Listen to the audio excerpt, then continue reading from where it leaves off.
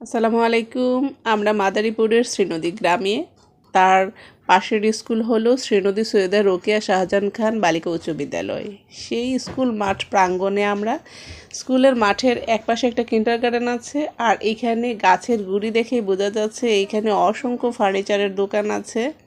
আর কাঠগুলো বেশ সুন্দর, একদম সারে ভরা, গাছগুলোতে ফার্নিচার টেকসই হবে।